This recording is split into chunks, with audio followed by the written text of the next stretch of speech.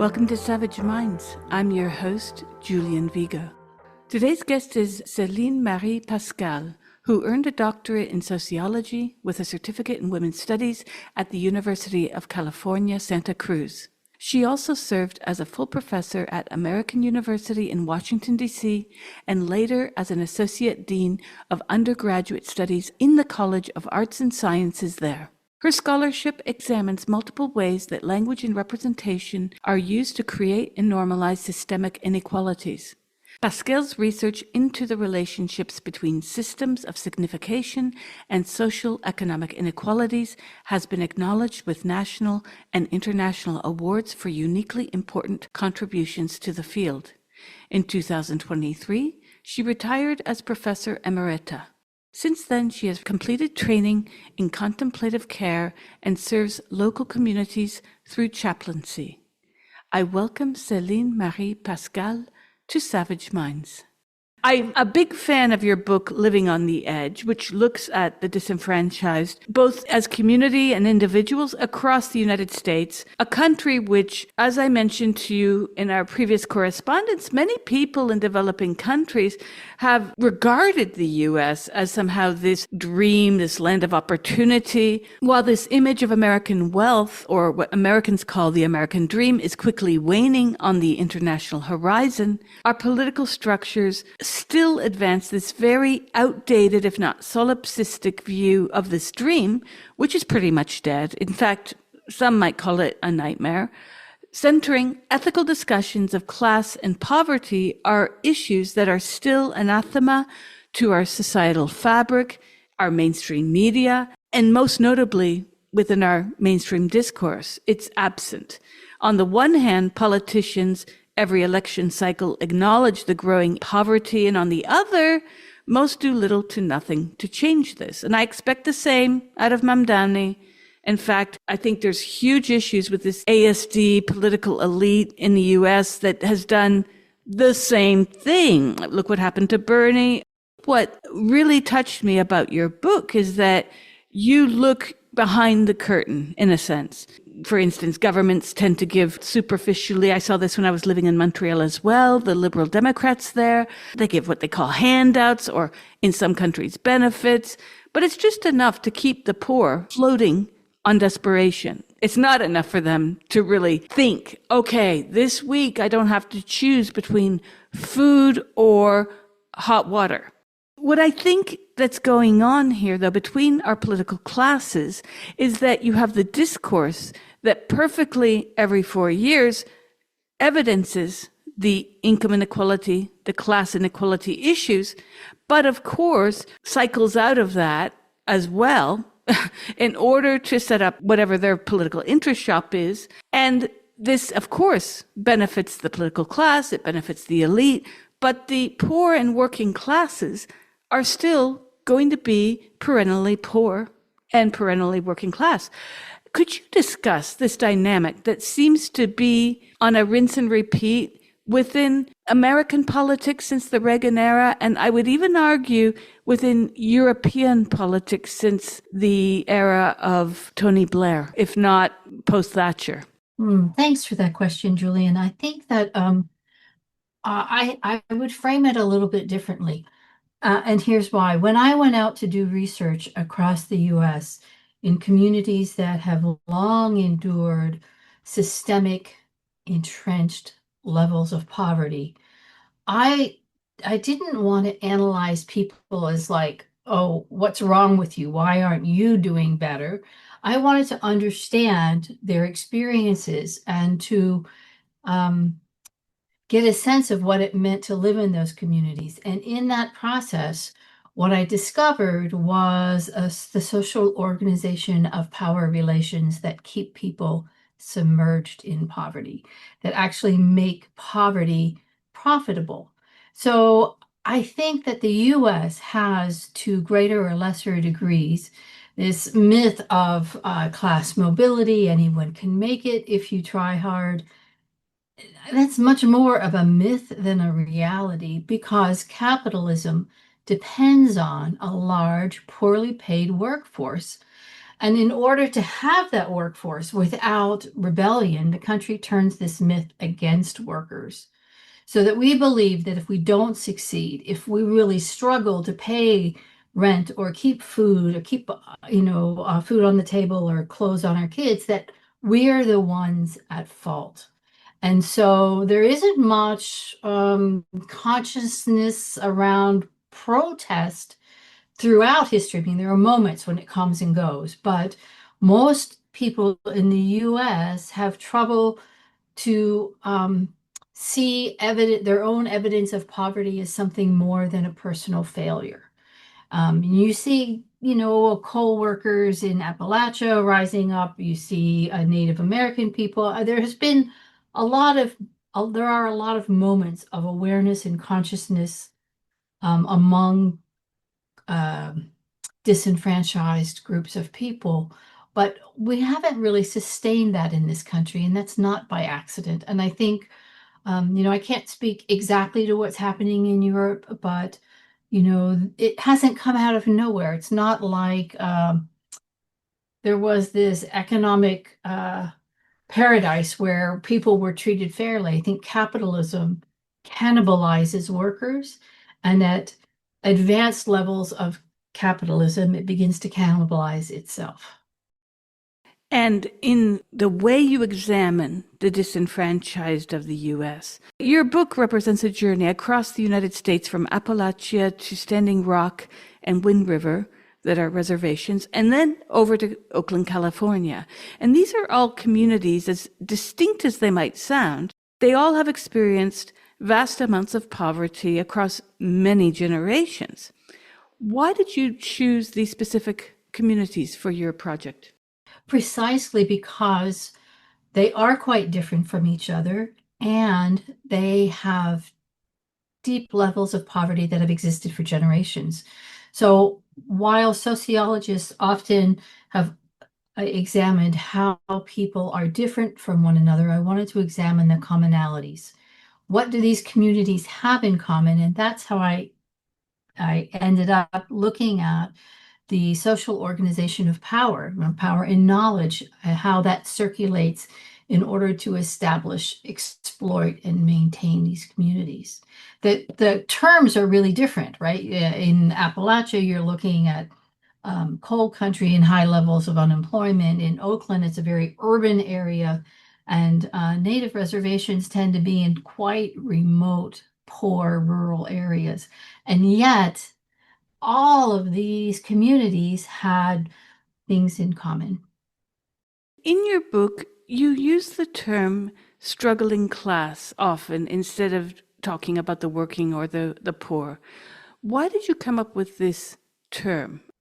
Julian, I wish I could say I did come up with it. It is a term that people used to describe themselves, and I simply used their language. At this time, in the past, there was a working class that was a meaningful, fairly economically successful and stable group. They were auto workers, they people who worked in manufacturing, and they could own a house, a car, maybe they had a summer house or a boat. The working class meant a well-paid job that was physical labor of some sort. And now the working class doesn't mean that. It's often used as a to point toward people who are working at low wage service positions.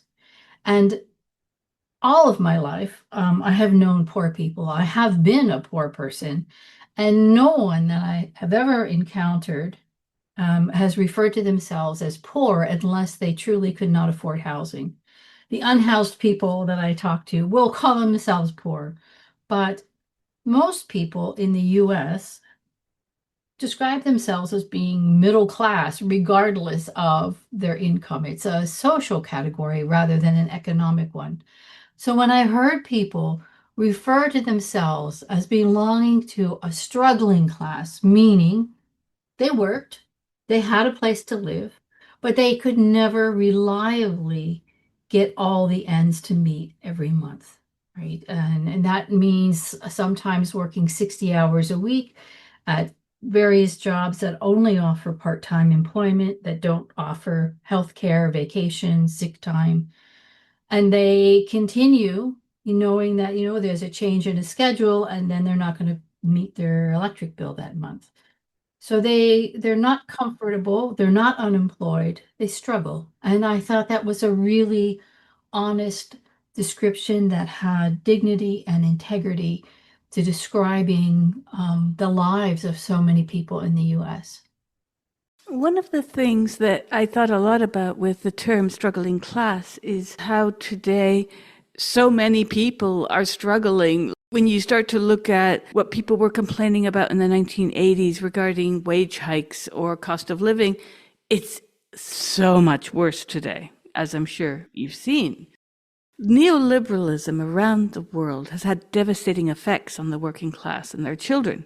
These are the same type of people who consider themselves progressives. And they think that socialism is Marxism. It's not. I've seen a lot of the problems that economic and social neoliberalism has brought to our societies, but the US is one of the worst actors in having executed policies that have directly resulted in rising income equality around the world. So what has happened in the US since the 1970s, such that Americans who used to be able to work, and I mean, you know this better than me, the way in which a single earner, at the time it was usually the father, let's say, of a family, could earn and support his family by working at the Chrysler factory. But today, that is not even a reality. That's not even a possibility, because that same person would probably not even have full-time employment at that same factory and might have to be running around to various factories to pick up extra work. So what has happened in the US since the 70s, when a one-person earner supporting a family was enough, it was enough to save up for a down payment to a home, to buy the home, to pay off that mortgage, then to retire in later years. What has happened at that situation to today is work scarcity. People are working 2, 3, even 4 jobs just to survive. We're not talking about these vacations. Goodbye vacation. Vacation is you might have to work 1 job during those 2 weeks. And then the same people are making choices as to, can I afford to heat my bath water or heat my home this winter or eat? What has gone on with this shift? Well, there's a lot of information in that question. So I want to say first that I'm not sure that I understand neoliberalism in any way as a progressive stance. I think that I know I have spoken to people who aren't sociologists, right? There's something to be said for studying cultures that gives us some insight into terms like neoliberalism. But some people do think it's like, oh, it's a new kind of liberal. But That's right. most people who have some kind of training or experience with economics understand neoliberalism as a very conservative, regressive movement, and we're seeing the effects of that. So then to the other piece of your question, what's changed in the US? We've seen corporations acquire more power, economic and political, than they've ever had before. So not only are we seeing massive mergers and the erosion of local businesses, union busting, wage suppression, and drastic reductions in full-time positions, in the US, corporations gained the right to have their financial contributions to political campaigns classified as free speech. And that has been devastating for everyone in the country, because now my vote, my campaign contribution, maybe I'm going to give $3 or $25, whatever it is that candidates are asking for on the left, right? I'm going to give that money, but then there are going to be corporations that are giving millions, and it's very hard to trace, and it's not even considered corruption. It's just considered free speech, and that has buried the popular vote. All but buried, I guess. Right. When I referred to neoliberalism, I'm thinking of the average voter. You have loads of people who thought NAFTA was a great idea, globalism, great idea. Democrats from Clinton, we know this, unfortunately, embraced neoliberal policies that were characterized by deregulation, free trade, and almost obsession on market-based solutions. This was already underway a bit Absolutely. from the 70s, but it really got going with Reagan, and then it popped off there, including, again, the Labour Party in Britain with Blair. I have a blank about Tony Blair perpetually because I really don't like him.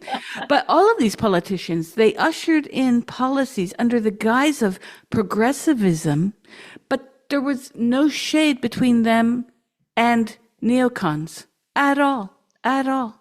So the one thing we notice in the States, the only differences really between the parties have to do with more cultural issues, which is really useless for the person who's worried about paying rent and finding housing that's affordable. And since Obamacare or the Affordable Care Act, being able to afford that. I just read an article yesterday, Celine-Marie, that was shocking. This was a professional who said she expected her monthly payments for her healthcare to go up. She expected to see the rates hiked, and they more than doubled. It's hard even for people who are working, right?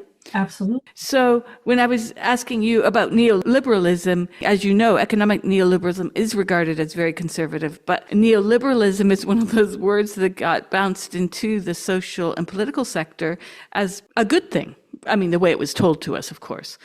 Right. Right. When you see the situation of work today, the scarcity of work, or the way that, let's say, unemployment figures do not take into account underemployment, this has a huge effect on poverty. And again, what you do in your book, the way you focus upon the language of poverty, which I find particularly interesting in an era where much of our politics, both domestic and international, is controlled through language. So little does it matter if the average voter knows that neoliberalism is really not good for them. The Democrats and Labor were able to sell it as like cough syrup. Just take this, you'll be good. Could you talk about the language of poverty? Because you said something earlier about, I mean, there's a stigma around poverty. And a lot of people entering into poverty, and I saw this and I lived it during lockdown. I had a horrible situation that happened. And I was basically left in a country that's not my own with a very trafficky-like situation of someone who wasn't reputable or trustworthy. And I found myself going from middle class to poor like that. And it was shocking because as a professional, I've dealt with this my whole life. But it's one thing to be writing about it, and it's another thing, as you know, because you grew up also in the struggling class, to be facing it. It's really daunting how, well, this is something I saw when I lived in London. The poor know exactly what to do to get the right benefits, which forms to fill out, when to fill them out. And this is a language that the nouveau poor do not have. So what I saw here in Italy from lockdown is that people who lost their businesses, entire restaurants, they were made redundant within hours. They didn't have a contract that protected them, basically. These people, along with myself, we had to face these horrific consequences of bad choices by various governments, yet not having the language at all. We didn't know how to approach this. We didn't know about the forms. We didn't know where to go. And this is something that you look at the struggling class in your book and the language of poverty itself, which is both a cause of embarrassment on the one hand, and yet something that people in the know can access, right? Well, yes, I think that that's true. Although most of the work that I have done for this book didn't regard the bureaucracy of poverty so much as how language submerges, controls, elides the experiences of people who are struggling. So, for instance, It's an old adage that to control language is to control society, right? Because it's how we see the world around us, it's how we think about ourselves and our place in the world. So when you see an article anywhere about, say, violence against homeless people, I often come across stories about, a group of young people beat a homeless man to death or something like that. Horrific violence. Well, if you change that language and say, um, beat someone who was too poor to afford housing to death, it has a really different feel to it. So if we start talking about people who can't afford housing rather than people who are homeless, we get a very different experience. In reality, no one is really homeless because the community is a home. People have lived in communities, the same communities often, all their lives. So being unhoused is really not the same as being homeless. When we talk about immigration, if we say family reunification, there's a very different feeling than if we say illegal immigration. So I think when we start controlling language, it's more than controlling the debate. We're not controlling just the terms of the debate. We're controlling how people think about, experience, and see the reality of their lives and their cultures, right? So Edward Bernays really understood this. It was after the First World War, he launched this incredible propaganda campaign, which became known in the United States as public relations because propaganda had a bad taste to it, right? And it was through this linguistic sleight of hand that Bernays was hired to create marketing campaigns, hired by the government, hired by corporations. And I think that's where the economic focus really shifts from buying what you need to buying something as symbolic of who you are, right? Like having to have a new something because of it's an expression of identity. What you own becomes an extension of your identity. And that shift in capitalism really, if we're looking historically, that's where I would put my finger on the map for the really big shift in capitalism in the US. I've been thinking a lot about the constraints in which we've all had to operate, first physically during lockdown, but also by virtue of economic pressures that in Europe we're paying about almost €8 a gallon for petrol, for instance, okay? And you have a lot of Italians here who are not heating their houses in the winter because of the costs. And this has been going on since the war in Ukraine. The language that I'm curious about too is the way that people use to shun their own poverty. You said earlier that a lot of people consider themselves middle class, when in fact reality does not bear that out, because middle class generally does not mean you're choosing to heat your home or not in the winter, right? Right, Based right, on right. primal needs. And there is a lot of shame in poverty, not just in the US. And there's a lot of awareness of poverty, even outside of judgment. People don't want social services coming and taking their kids, for instance. Here in Italy, the government has done little to address the massive damage done to the working class during lockdown. What they did is they offered what's called a bonus psicologo. And this is just a psychological bonus. They'll help you pay for your therapist. But they didn't say why, right? It's just like, surprise, we've decided to give people money for a second. But there has been not one word officially about what this meant for us. And people were locked up in very crazy situations. They were locked up without enough food. They were locked up in even dangerous conditions. Everyone was not in the same place when the clock was stopped. And some people were in the middle of moving house and they couldn't finish moving. Some people had just quit their job of 20 years to take a new job and couldn't take the new job. You know, you have all these different scenarios.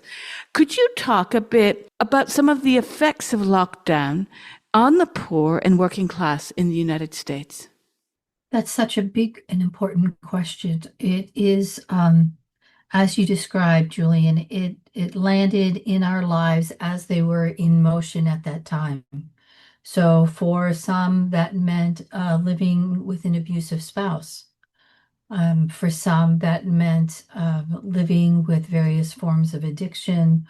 Um, and I speak generally not of just the struggling class, but, you know, these crises hit us where we live, as we live. And one of the things that, I interviewed the people that I interviewed who really had a difficult time with all of this were people who were street vendors, right? There's no way to make a living if you had been a street vendor.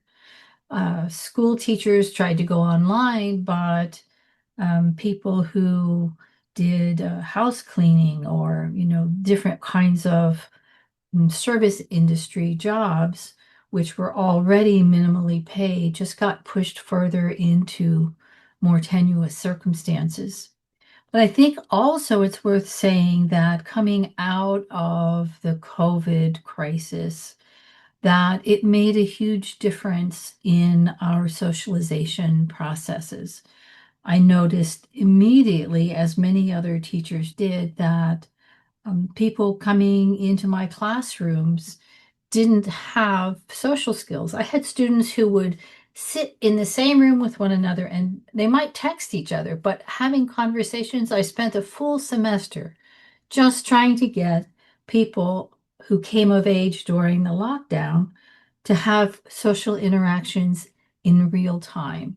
That was a big deal. So depression and alienation in adults, I mean, it's really hard to parent if you're feeling depressed or unsafe or all of the things that came up.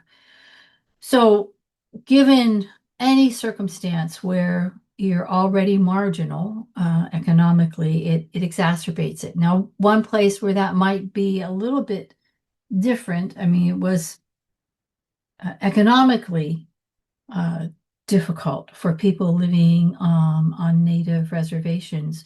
But I was also extremely impressed by how various tribes rallied to support each other, making masks, sending things, so that there was perhaps a greater sense of a social cohesion among some tribes than had existed before because of the way that they think about each other and their relationships. Outside of indigenous communities in the US, there's a very, isolated, alienated, competitive sense of self in society, which is nurtured by by political structures, social structures, kind of the culture of the country. But before I move on from here, I want to come back just for a minute to say that I think it's really important to note the trauma that the COVID epidemic had on healthcare workers, many of whom are still in various states of recovery even now, having to be the person at the bedside of someone who was dying, trying to get a loved one, a conference call on an iPad or a phone so that they could say goodbye, or, not having physical contact with your family when you're in a life-threatening situation. It left a lot of healthcare workers um, really in a tight place and leaving the profession afterwards because it was so emotionally traumatic for them. So, I can't see anywhere except perhaps for like isn't it Boris, who had all of his parties in the UK during a lockdown. There are those stories, but for the majority of people around the world, I think it was a really stressful period, and it's taking time to recover from it. Lockdown, I think of it as when I started noticing people like Tucker Carlson, someone who I never agreed with on anything. I'm like starting to post his stuff on my wall because he started to talk about class issues. People would forewarn me, he's a fascist, he's this. I'm like, he's talking about class issues. listen to them, you know. I think we are so quick to label left and right, but when you start to hear the substance of what a lot of media folks are doing, that's what matters. And it was interesting to see his particular, let's say, shift in politics came from lockdown, as others as well. I wanted to talk about something that a lot of our listeners will not know about, and this is the federal measure of poverty and the minimum food diet today. And I wanted to ask you if you could talk about that in terms of what's been going on the last, say, 20 years, as opposed to the same standard of measure 40 years ago, or even 50. By federal government standards, it is pretty much the same standard. Yeah. And that's a really big problem since it was created in a way that never really reflected the cost of living for people where they are, right? So whenever it's the difficulty with standardization, right? With the cost of groceries in the Bronx is really different than the cost of groceries in pick another city or a rural area, right? And they're just not the same, and yet it is assumed it flattens. So the standardizations flatten all of the figures into a single denominator, which really doesn't work for people, especially if you live in Alaska or Hawaii or in the Florida Keys, places where food is being sent in by transport all of the time, versus the breadbasket of California, where you have abundant produce. So, those pieces aside, the federal measures of poverty have always been untethered from reality. And because they also have not changed since their inception, it's even more true today. So, in the book, I use the Economic Policy Institute's calculator for a self-sufficiency budget. And that takes into account what it actually, wherever it is you live, you put in the place where you live, and it will calculate how much it costs to buy groceries. It will calculate how much rent is, how much your utilities will be, various transportation costs, internet, all of the kinds of expenses that have become essential for modern life in the US. And it's a lot more uh, just people will look at it and say, oh my gosh, but that's so much money. And it's like, well, yeah, it is so much money. And it's a really different look if you're trying to support people to have a standard of life that is one really worth living and not a perpetual struggle. It's a much more fair measure. The government's been criticized for this for many years. Why has it not adapted to some of the requests that have been made by people like yourself, sociologists, social workers, social psychologists, social anthropologists? Why is the government not reacting so that it could better reflect not only reality, but respond to the needs appropriately? I don't think that in a capitalist system that's ever been the goal. We had the war, the so-called war on poverty in the 60s, like people discovered poverty, but it's not like poverty is an accident. And it's one of the things that I highlight over and again in this book is that there are corporate and political practices that actually keep people submerged in poverty, prevent them from getting out of it because it's profitable.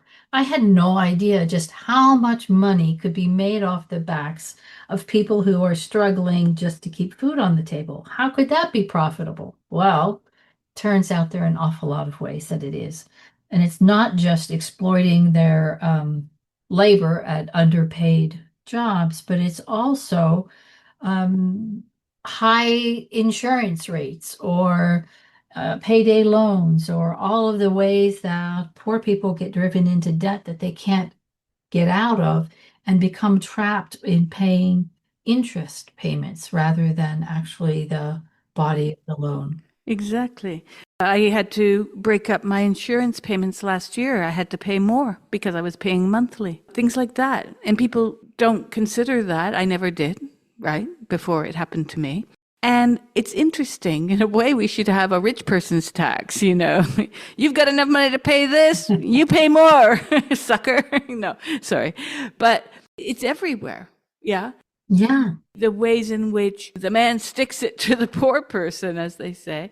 It seems that nothing is being done to better this. In fact, if you could talk about some of the role of NGOs in this. I can speak about another field, but it's adjacent, the way in which international relief organizations just showed up in Haiti and they set up camp. But whenever there was word on the street that CNN or Time Magazine or some big magazine or news channel was coming through, this is what happened. I'm not making this up either. I was shocked the first time I heard about it, and then I saw it. There would be someone who goes along the first line of all the tents, and these tents have World Vision, but we want our donors to give us money here over at UNICEF. Someone will go down the queue, pay people to take down their tents and to put up the tent of the NGO that I represent. Okay. Now there's a lot more disgusting things that went on. This is just the veneer of it. Stuff that was going on to the tune of all the donor monies going to help people after the 2010 earthquake in Haiti. Most of that money was not used for the people. It was used to pay P1s, P2s, P3s. These are ranks within the UN, salaries to go there and look busy, right? Do you see similar happenings on the housing, food shortage front, domestically speaking? No, I can't make a direct correlation there. There's certainly historic precedents for the way the world is responding to Haiti. And it's a tragedy, it's a living tragedy of incalculable dimensions. So I'm glad that you're doing some research on that. I think that's incredibly important. I can't see that quite in the US, although I have to say that what we're looking at right now is absolutely unprecedented in terms of the harm done to families that are struggling to make ends meet. So we have a political system right now in which it's possible, nearly impossible, to get elected without a corporate sponsor, right? You might have someone like Alexandria Ocasio-Cortez or Bernie Sanders or Rashida Tlaib or others who are trying to fight for working people, the struggling class, but they face a political cohort that's totally beholden to corporate interests. So what we have right now is a president who has blocked food subsidies for the poorest people in the US. You know, we're having this government shutdown, which is totally avoidable, but and we have the money. I mean, it's only about $6 a day that people receive to subsidize their groceries. It's shameful how little we give, but they're not getting even that. And when the court said that the president had to continue paying these, they're called SNAP benefits, supplemental nutritional something program. Excuse me, sorry, I can't remember the whole acronym, but what was used to be called food stamps. And when the court said he had to continue to pay them because the money was there, it had been designated to do exactly this in a crisis, he appealed that decision all the way to the Supreme Court, which enabled him to block that payment, at least on a temporary basis, while further arguments are being made. So the state said, okay, well, this is not right. We have people in our states who are going hungry, so we're going to pay them money to subsidize their groceries. And then the government administration banned states from doing even that. So it's not federal money, it's state money. And the federal government has interceded to say that states cannot pay poor people subsidies for food. Now that's a level of cruelty that is unprecedented. I mean, it's a bald-faced cruelty, right? Like usually governments try to mask their horrendous cruelties. You're listening to Savage Minds, and we hope you're enjoying the show. Please consider subscribing. We don't accept any money from corporate or commercial sponsors, and we depend upon listeners and readers just like you. Now, back to our show. Also, the name of SNAP is very disturbing to me, and that's not Trump's fault, but still. Supplemental Nutrition Assistance Program. Funny, that term, because for a lot of people, that's not just supplemental, that's how they're going to eat. And that's why I'd asked you earlier about the terms of designating poverty or the minimum food diet, because all of these federal terms, the bureaucratization of this kind of language around poverty assumes that the government's helping out, supplementing. It sounds better, right? Than these people will starve if we do not help out. And I know lots of people in the States, even formerly middle-class people, who are struggling to survive in terms of eating.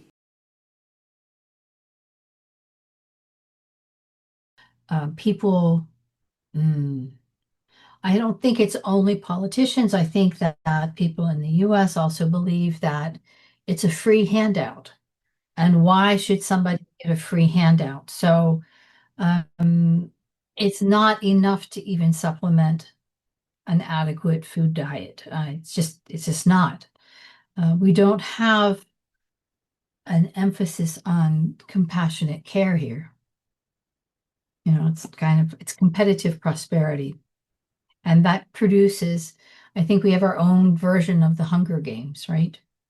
It reminds me about how we're entering into the zone of Christmas, and everyone watches those typical Christmas time movies. I guess better known might be Citizen Kane, which is a rags to riches story. The Grapes of Wrath. Steinbeck wrote about this, and it was horribly impoverished period in that particular part of the States, but the United States was undergoing severe poverty for much of its history. And then the most famous movie, of course, isn't per se about someone who's now poor, but there's a crisis and he might find himself unemployed. It's a Wonderful Life. Mm-hmm. It's interesting how people have sympathy to fictional figures. That's fine, but their neighbor is skimming the system. It's, to me, gobsmacking how little humanity that we have left as a society, because there's so many people who view the process. In the UK, they call them benefits.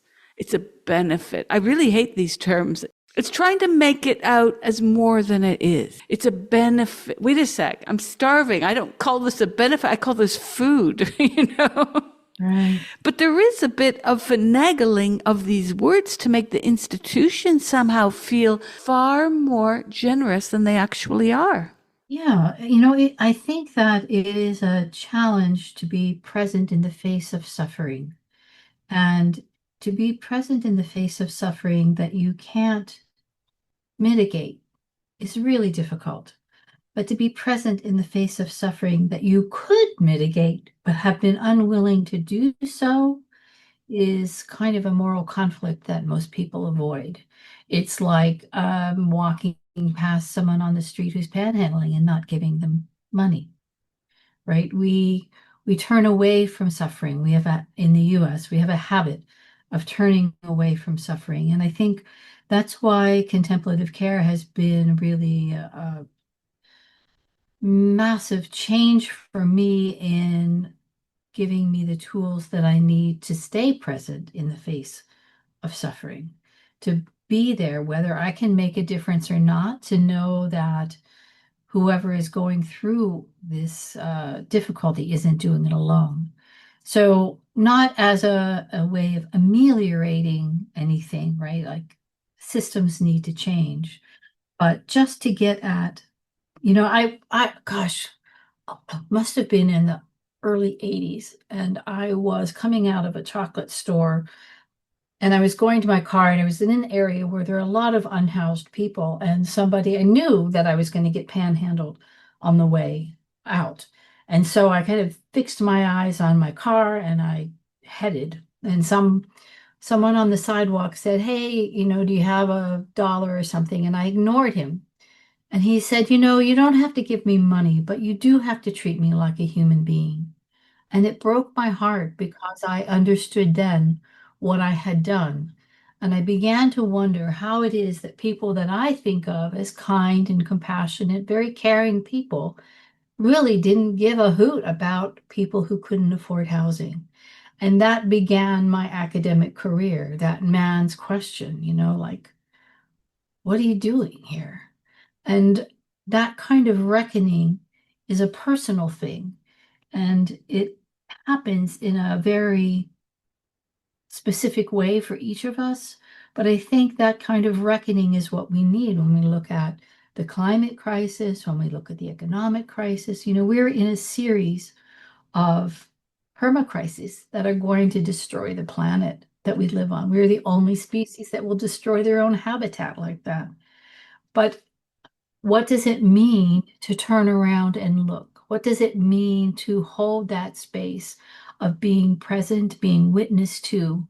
You can't stand witness to something without wanting it to be different. That just isn't the way. I mean, maybe you don't have the capacity to make it be different, but I think that's why it's easy for people to turn away from suffering and instead engage in feel-good stories where suffering is romanticized. True. That's something that I've noticed in our media for sure. Although more and more this past year, I've noticed more films and TV shows coming out where people are not able to pay the bills, where that's like a leitmotif in the narrative, which at least, it's a nod to we're not all living in Robin Leach's lifestyles of the rich and famous. At the same time, this actually is very much related to the next question because in the 90s, I had a lot of friends. I was in graduate school in New York. A lot of friends of mine that weren't teaching. I was very fortunate to get teaching gigs. They got temp jobs and they felt grateful for that because that allowed them to work at night in some Wall Street arena, get some paperwork done for the company, get well paid. Little did we know then that that was going to turn into a future of what would be called in many countries like Italy, short-term contracts that do not repeat because by law, there's certain types of contracts that, and there's certain terms and obligations upon the employer for certain types of contracts. So what happened in Italy around 1998, 99 is you saw an influx of these companies that would start to advertise the short-term contract jobs. So people would be applying for short-term contract jobs, basically 3 months. They'd be working 3 months, and every day after that job at, let's say, 5 o'clock in the afternoon, they would run and start looking for the next job after that 3-month contract ended. And today the situation is pretty dire in places like the US, even Canada, where job precarity is more normal than job security. So how has the rise of temp jobs in the 90s, what today is really, in my opinion, translated to multiple part-time jobs today, many of which, and rarely do they include health insurance or sick pay, how have these work models affected the levels of poverty among even the so-called middle class? Because again, we're seeing more people who aren't even coming from a very disenfranchised background, but suddenly, boom, they lost their jobs, they lost their mortgage, their house. They are pretty poor now post-lockdown. What can you say about these kinds of models that preceded the desperation of today? Well, Julian, I think this takes us back to your interest, our shared interest in language, because this is what's referred to as the gig economy. And it sounds sort of hip, doesn't it? It's a gig economy. But it is short-term employment without benefits, without any kind of security. And it's the model that Amazon is embracing, the Uber, Lyft, all of the transportation companies went toward that. And now we're seeing, oh my gosh, I can't remember the figure. I just read that Amazon, that most of its drivers are no longer full-time drivers. They're gig drivers. They're contract workers. It's a model that, again, it's a shift that's possible because it's the way that corporations, there's like, how much is enough? That's what I keep asking, like, how much money is enough? We've just agreed that Elon Musk should have $1 trillion in reward for his contributions to Tesla. Well, that's just ridiculous, right? Um, that's a thing about competitive capitalism. There is no mark where it is ever enough. You have more than you could ever spend in your lifetime, and it still isn't enough. And that's what's, corporations. Look at Amazon, it's consolidated. They own the Bezos owns Washington Post. He owns Amazon. He owns how many other things, right? Media no longer represent disinterested views of whatever is happening in the world, but rather the political slant of corporations that own them. And, once we've lost, so then everyone knowing that legacy media is not our friend any longer, people turn to social media, and social media is exploding with various kinds of violence and misinformation as well. And so there is this disinformation campaign that's accompanying the political and economic crises, the climate crises that. Even on legacy media too. Right.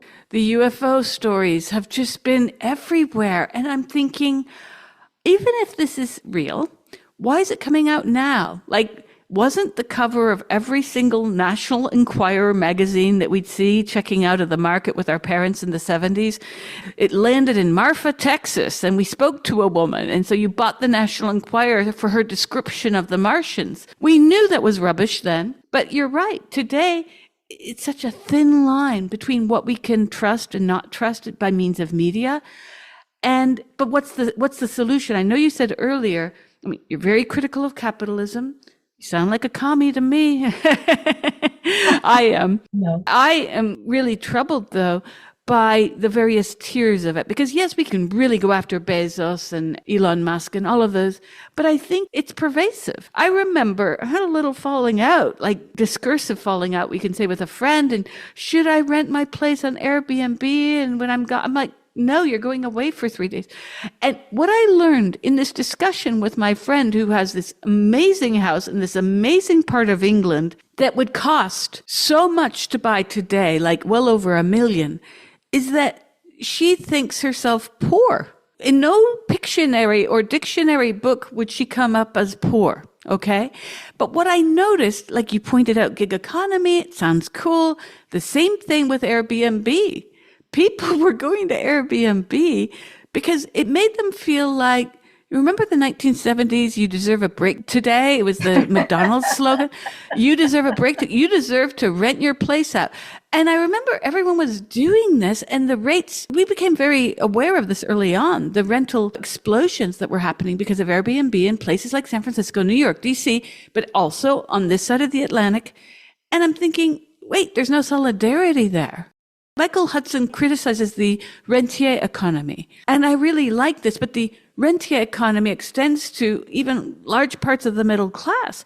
Everyone is in it for him or herself. And that dispassion that you described earlier of people just having no clue about poverty, no clue about their affecting it even if indirectly. That's something that we need to discuss as a society, I'd say, because I think it's almost too easy to point to Elon and his penis-shaped space shuttles that he's creating. There's so much going on the micro level within our communities. You talked about payday loans as well. This is insane. I mean, they came to this apex about maybe 8 years ago. There was some governmental action taken, but not enough. You can have your credit card rates hiked overnight, right? That was one of the first bills Obama signed when he got into office, his first term. He snuck in this right to carry arms into national parks, but that came with a clause to hike up credit card rates. Amazing how these things go. I don't think I'd last one day on Capitol Hill. But what we're seeing is that the poor they're charged the most for everything. It's like a poverty tax. And then You discuss as well in your book the levels of violence and opioid addiction, not just drug addiction, like a lot of people might think crack or heroin, but opioid addiction. Can you talk about this? Because this is all very interlinked. And the same people, however, who will say, oh, they're taking from the system. Look at them with their Cadillac. Look at, they're taking food stamps and they've got that car. And people are judging, not knowing the situations of others. And the same people will assume that people taking handouts, as they might say, are going to buy drugs with this. And the disconnect between what is left of the middle class and the upper middle class and the poor is getting wider. That's what I'm finding, at least. Yeah, absolutely.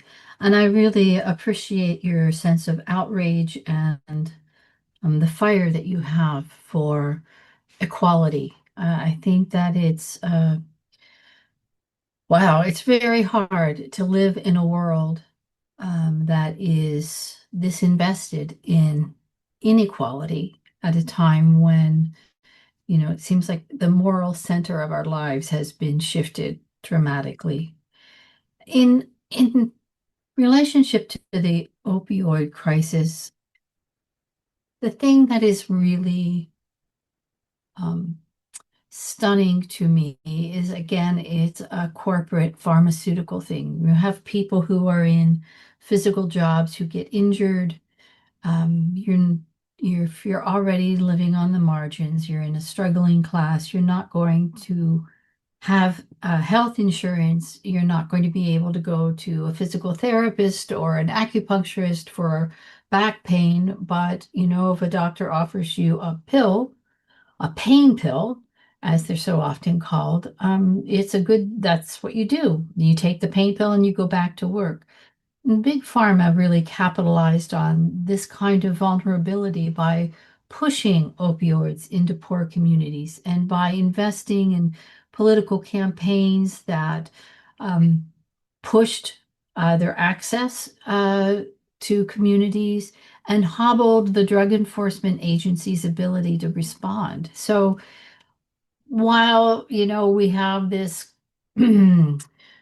purported effort to bomb boats coming to the U.S. with drugs from Venezuela, I can't say that I have any hope that that's a true story, or even if it was a true story, the right way to respond to it. But there is this kind of, we like to own the drug dealers, I guess, that pharma has paid for politicians' campaigns, has actually written the bills that politicians sponsor regarding the regulation or non-regulation of pharmaceutical companies, of insurance companies.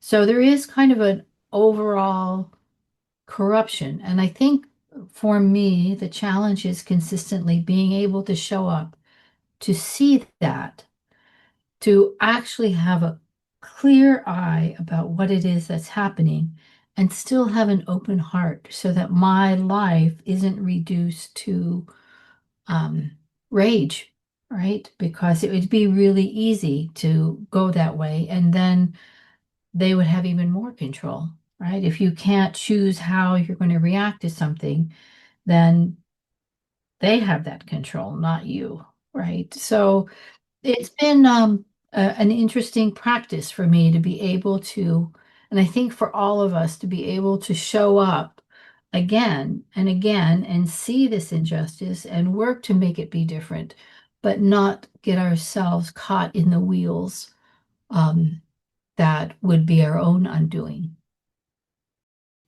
Oh, I love that answer. Thank you. During lockdown, I saw loads of people lose their livelihoods. They lost their restaurants.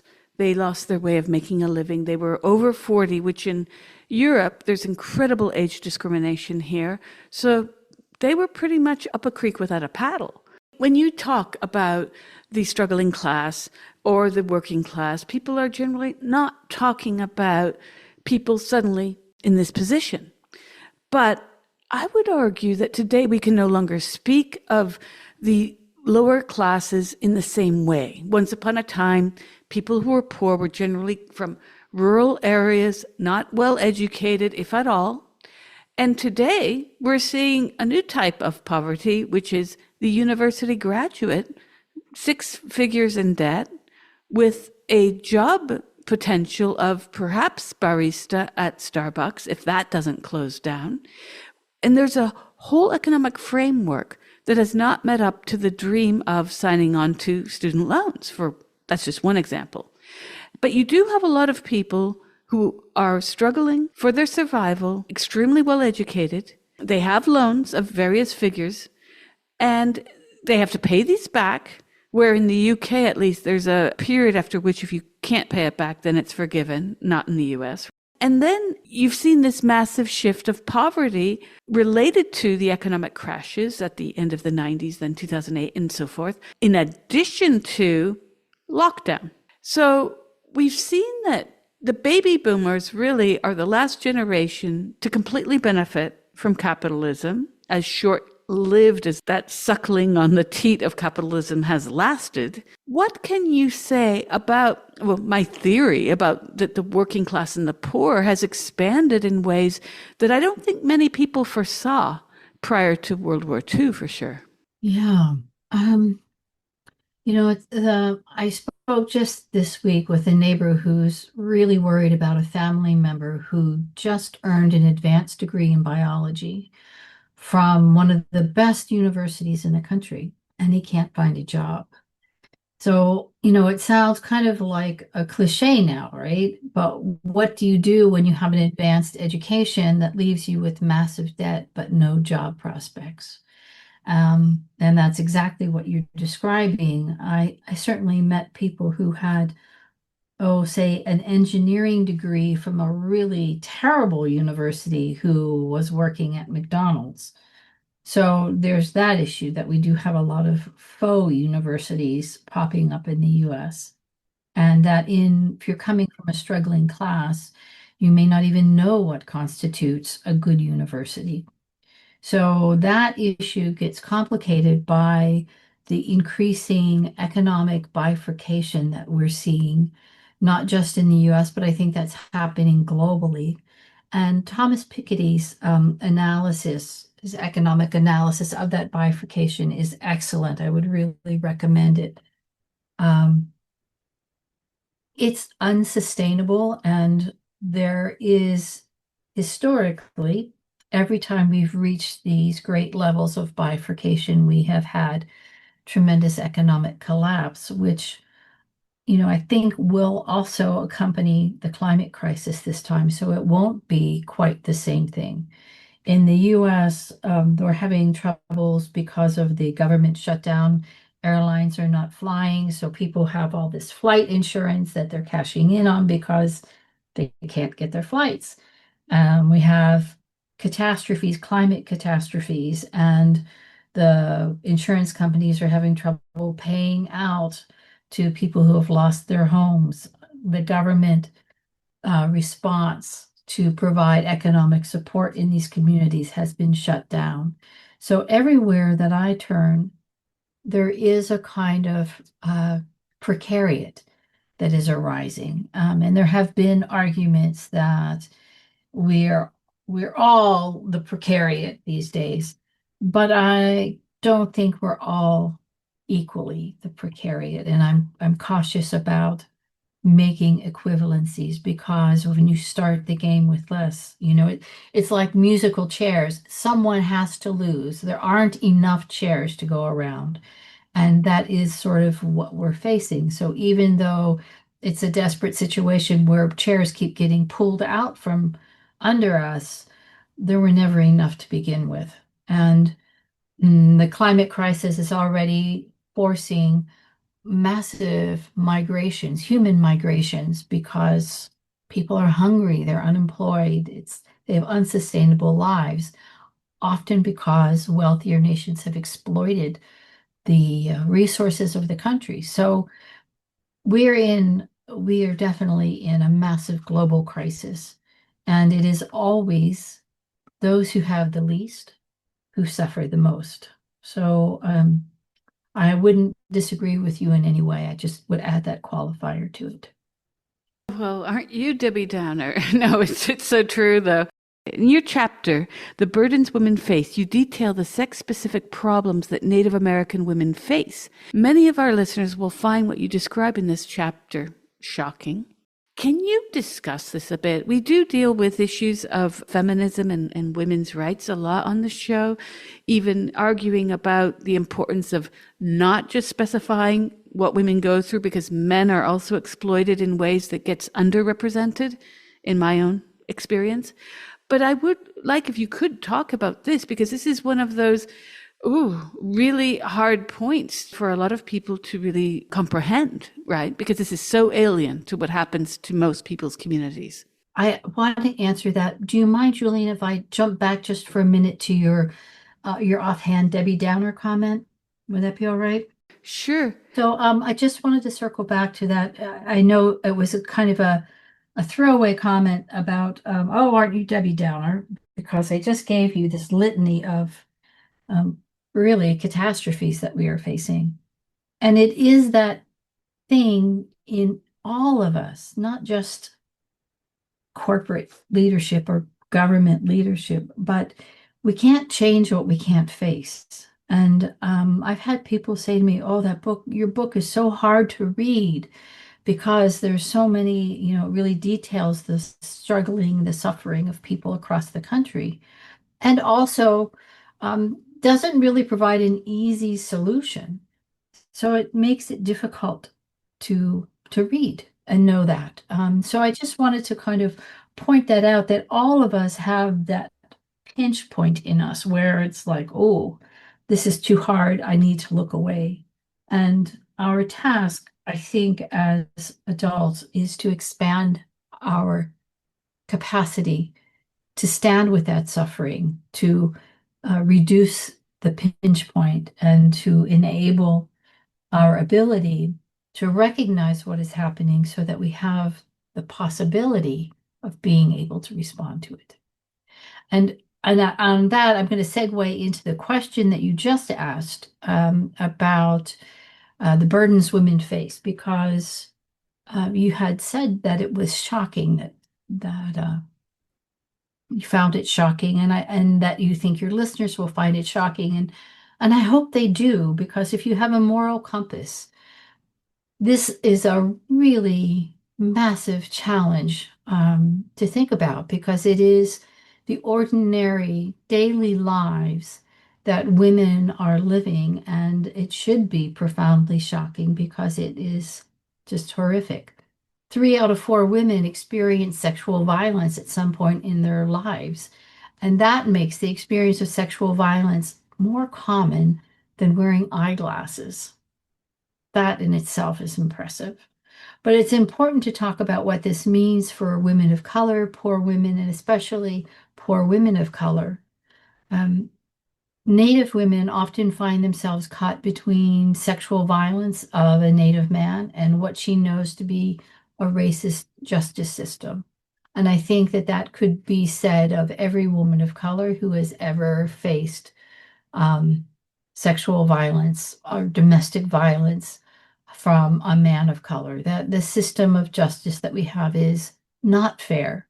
So you have to think about what it means to hold, um, to kind of throw somebody into a racist justice system that has a long history of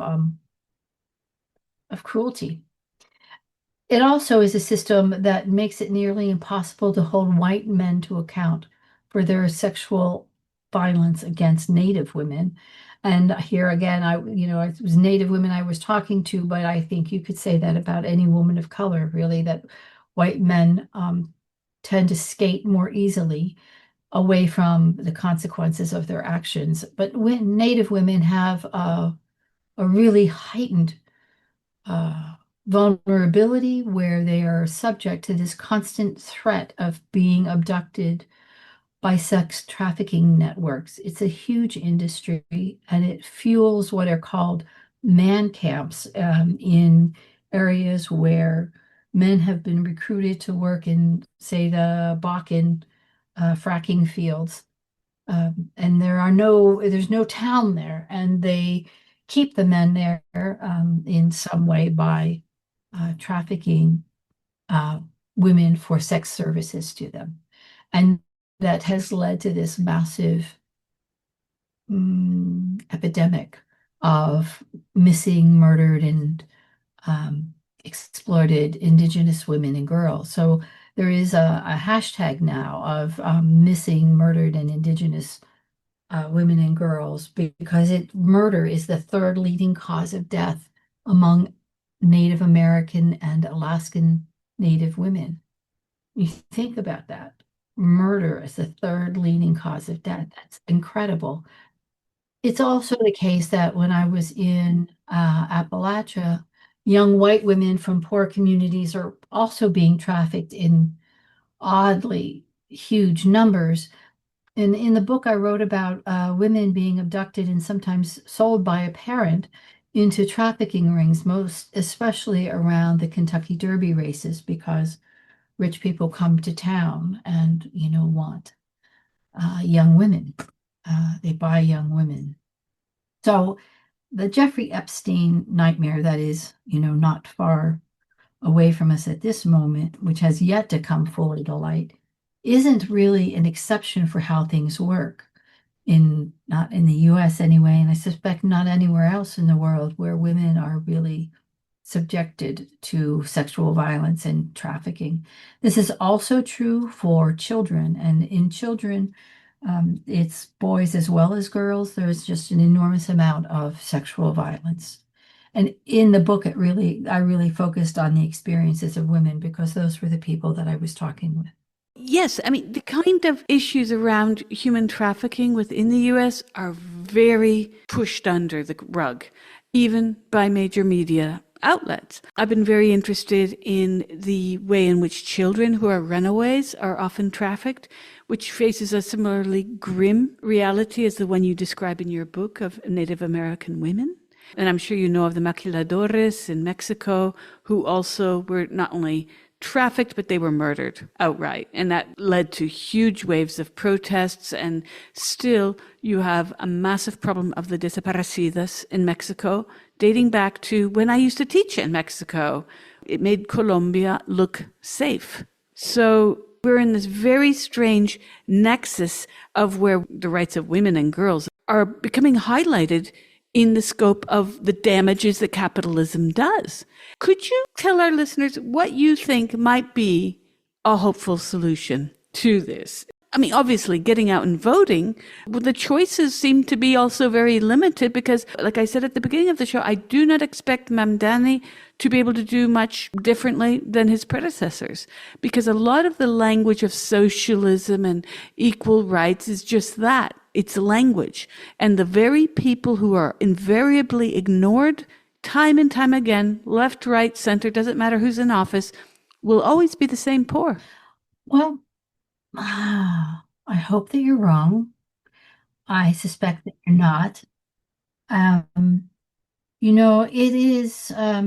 It's difficult for me to put my confidence in someone else coming to solve the problem, right? The white horses have gone to pasture. So what is it that I can do in my daily life that's going to make someone else's life more comfortable?